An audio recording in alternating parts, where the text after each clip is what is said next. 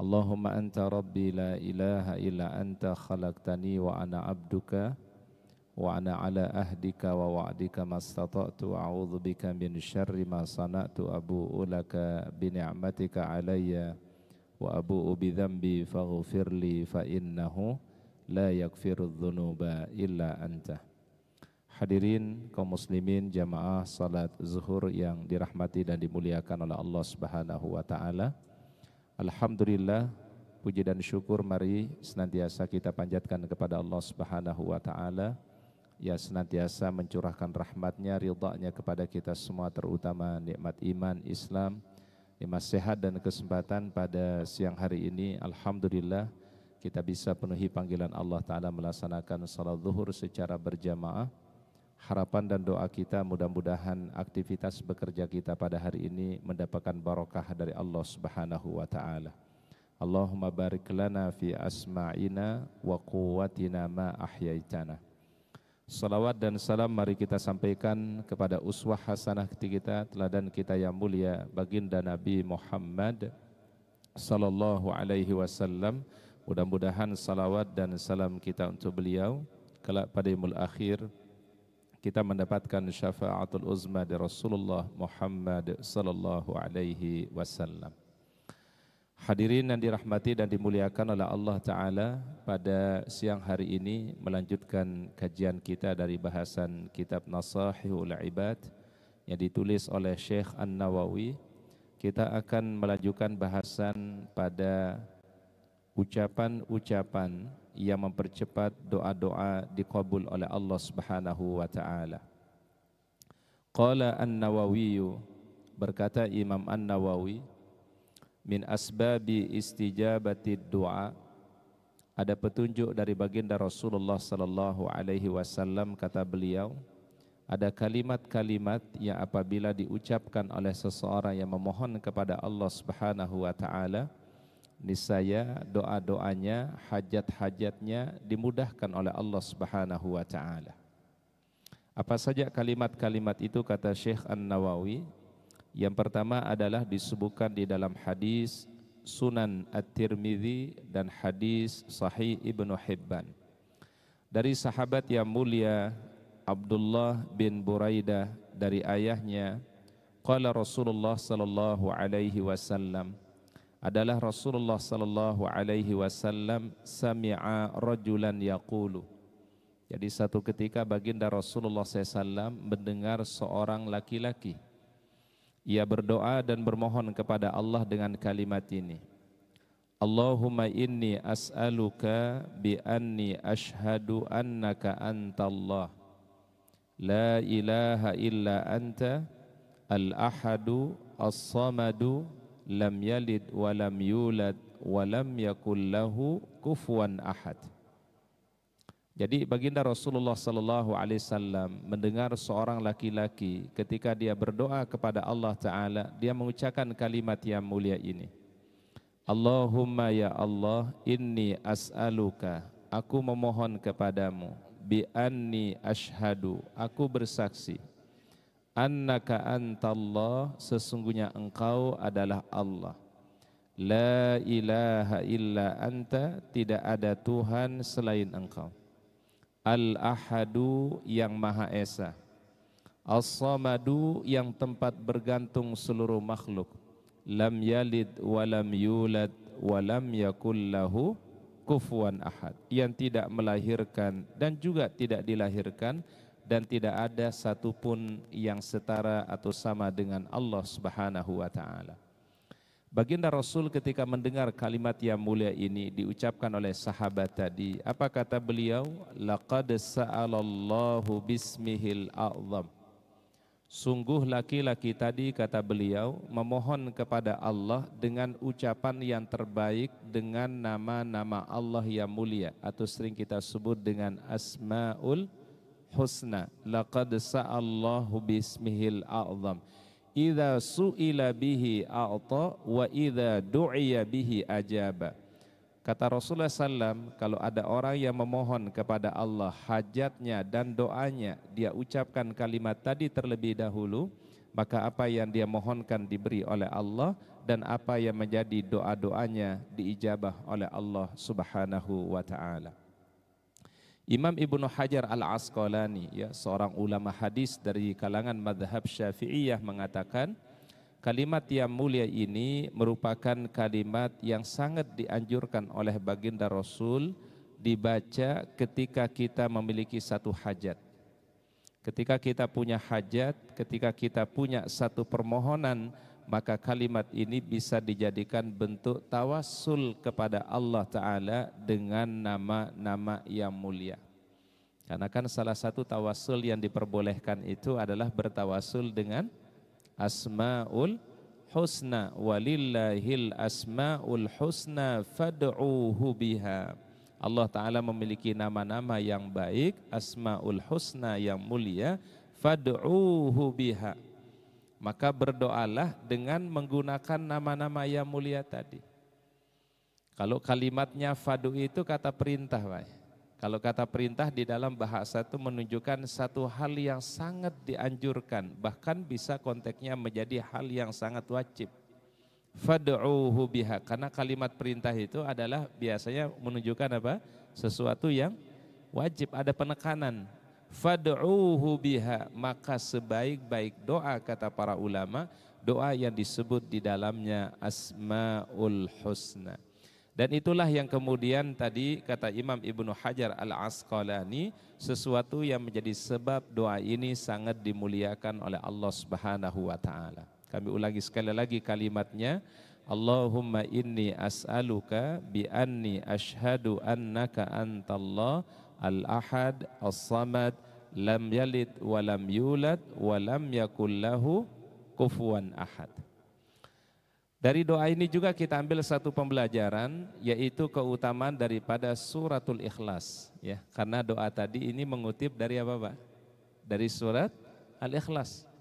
Diucapkan oleh sahabat dan diiyakan oleh Rasul. Berarti menunjukkan bahwasannya ada sesuatu yang tidak diperbuat oleh Nabi, tapi sahabat yang melakukannya, dan itu sesuatu yang baik, sesuatu yang dibolehkan. Ya. Karena tadi Rasul yang mendengarkannya dari sahabat yang mengucapkannya, dan Rasul senang. Ya. Senangnya beliau, kalau dalam ilmu hadis disebut dan hadis takriri. Jadi Rasul menetapkan apa yang menjadi ucapannya para sahabat, perbuatannya para sahabat.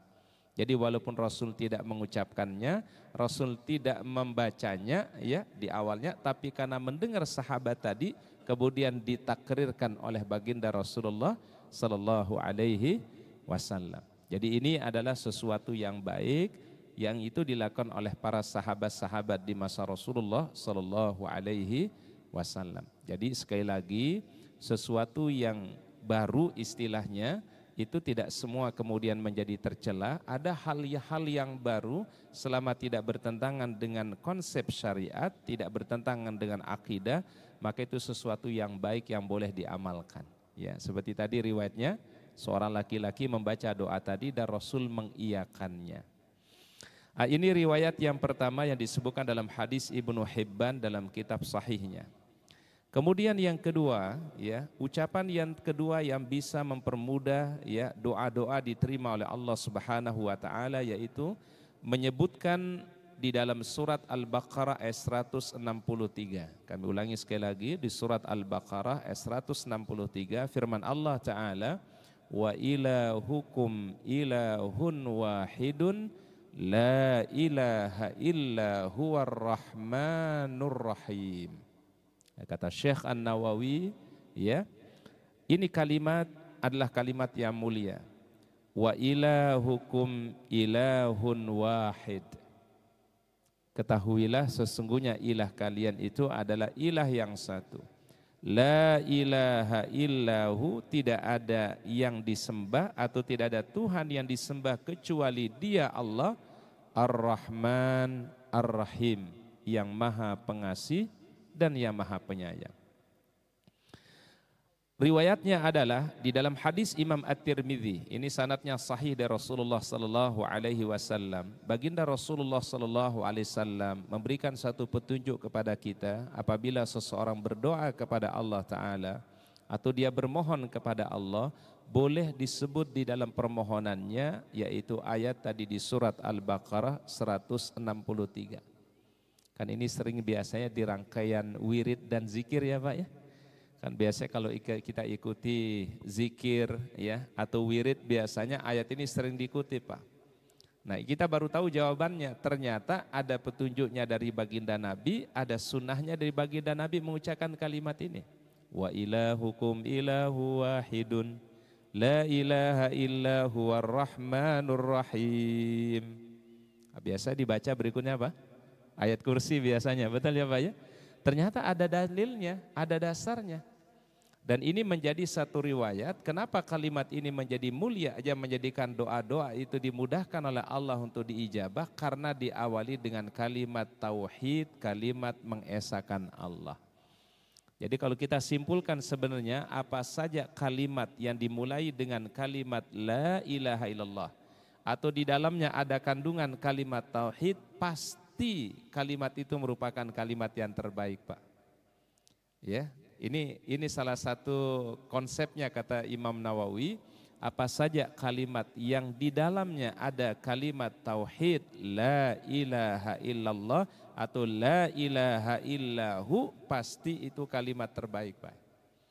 Karena Rasul menyebutkan apa? Abdalul dzikri fa'lam annahu la ilaha illallah. Maka Rasul mengatakan dalam hadis Imam Tirmidzi, di antara yang terbaik yang bisa dijadikan ucapan di dalam doa-doa kita adalah kalimat tadi.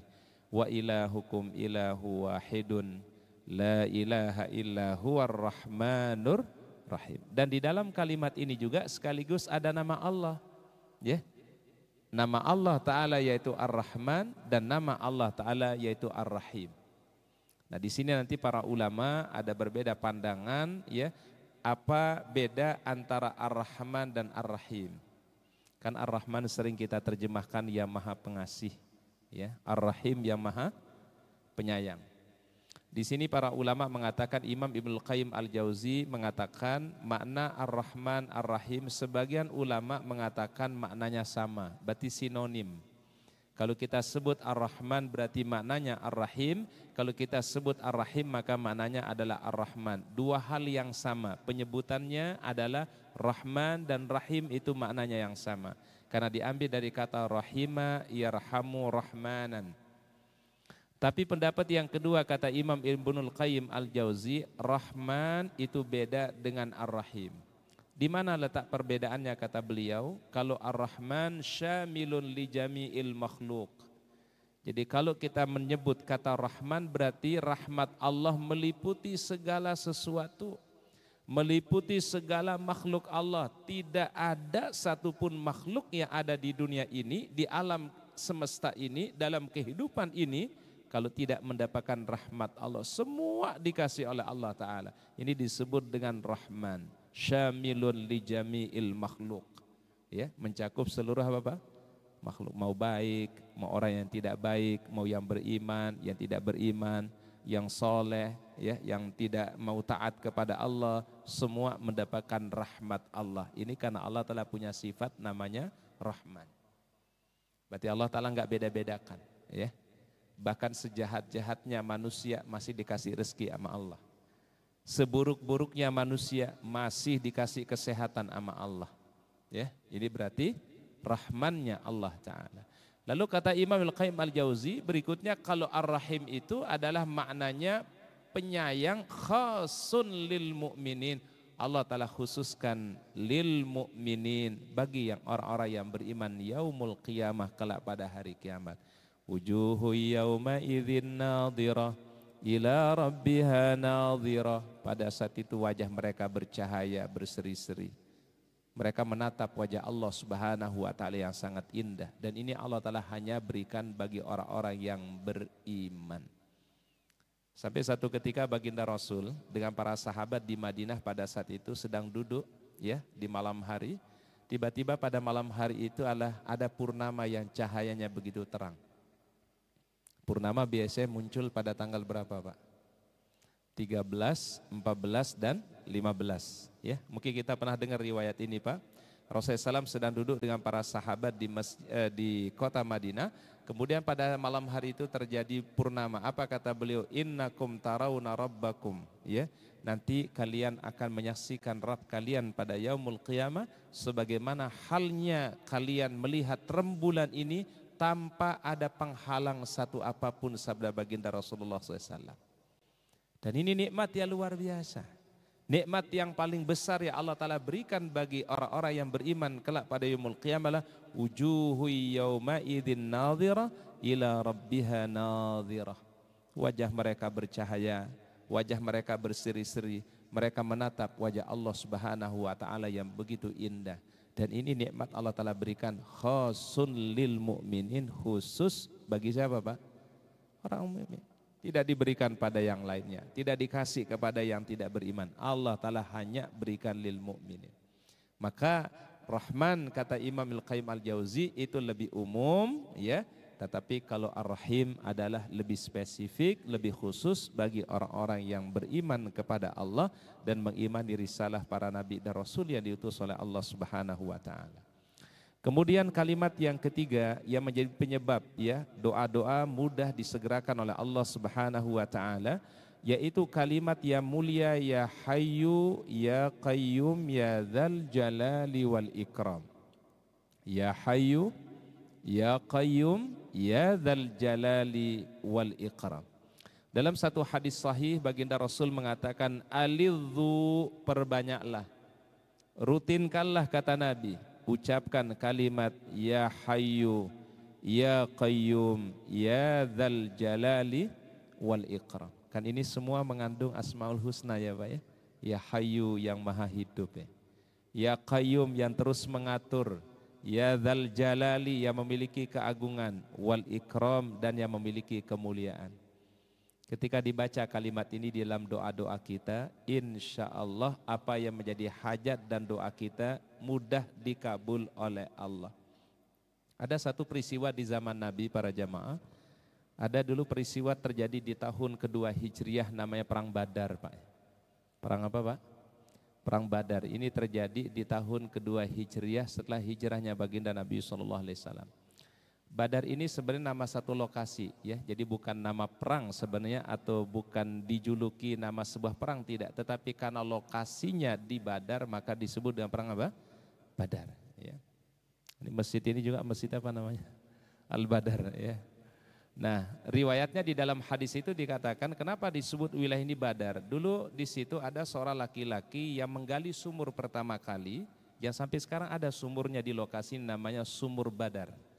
Maka kemudian tempat ini lebih dipopulerkan dengan nama laki-laki yang menggali sumur tersebut. Oleh karenanya pada masa Rasulullah SAW ketika beliau akan berangkat menuju Badar, itu kan terjadi di bulan Ramadan pada tahun kedua Hijriah. Maka apa yang pertama kali beliau lakukan? Beliau menguasai sumur yang ada di wilayah tersebut, namanya Sumur Badar. Ya, dan lokasinya sekarang dikenal dengan Badar. Dan sekarang di Arab Saudi merupakan salah satu, mungkin kalau kita setara dengan kabupaten Pak. Ya, jadi termasuk kota yang ada di Arab Saudi saat sekarang ini disebut dengan kota Badar. Jadi di Arab Saudi itu ada berapa kota, ada Taif, ada Jeddah, ya, ada Zulfi, ada Abha, ya salah satunya adalah kota disebut dengan Badar namanya. Jadi sekarang sudah menjadi nama sebuah wilayah. Nah, kalau dulu nama laki-laki Pak, seorang laki-laki yang pertama kali menggali sumur di lokasi itu namanya Badar. Ya, sumurnya ada sampai sekarang Pak. Ya. Baik, kemudian ketika itu Rasulullah SAW dengan melihat jumlah pasukan yang sangat kecil berhadapan dengan pasukan yang sangat besar, ya, secara manusiawi pasti ada rasa apa Pak? Pasti ada rasa lemah, ada rasa mungkin apa bisa untuk melewati perjuangan ini, kata Rasulullah SAW. Maka apa yang membuat beliau berbesar hati, yang membuat beliau semangat? Dalam satu riwayat dikatakan beliau memperbanyak ucapan ya Hayyu, ya Qayyum, ya Dzal Jalali wal Ikram. Kam min fi'atin qalilatin ghalabat fi'atan katsiratan biiznillah. Bisa jadi jumlah yang sedikit, pasukan yang sedikit itu bisa mengalahkan pasukan yang lebih apa? Banyak. Biiznillah, tapi dengan izin Allah. Salah satu yang diwiridkan oleh baginda Rasulullah SAW, kata para sahabatlah kalimat tadi, ya Hayyu, ya Qayyum, ya Dzal Jalali wal Ikram. Maka ini kalimat nanti para jamaah akan menjadi turunan di dalam zikir pagi dan petang, atau dalam zikir al-ma'surat, ya Hayyu, ya Qayyum, birahmatika astagis aslih li sya'ni kullahu wa la takilni ila nafsi tarfata ainin. Ini kalimat yang ketiga yang bisa mempercepat doa-doa diijabah oleh Allah Subhanahu wa taala. Kemudian yang keempat, kata Imam Nawawi, Syekh Nawawi mengatakan kalimat yang keempat yang mempermudah ya permohonan hajat diberikan oleh Allah taala, da'wati Dhunnun, doanya Dhunnun yaitu Nabi Yunus alaihi salam. Allah Subhanahu wa taala ceritakan kisahnya dalam Al-Qur'an, di antaranya di surat Al-Anbiya ya. Allah Ta'ala firmankan tentang kisah Nabi Yunus alaihissalam ketika beliau mengucapkan yaitu la ilaha illa anta subhanaka inni kuntu minal zalimin. Kita perhatikan kalimat berikutnya Pak, di surat Al-Anbiya 88, fastajabna lahu. Karena kalimat itu kata Allah, kami mengijabah doanya. Jadi setelah Nabi Yunus mengatakan la ilaha illa anta subhanaka inni kuntu minaz zalimin, apa firman Allah taala? Fastajabna lahu, kami ijabah doanya. Kemudian bukan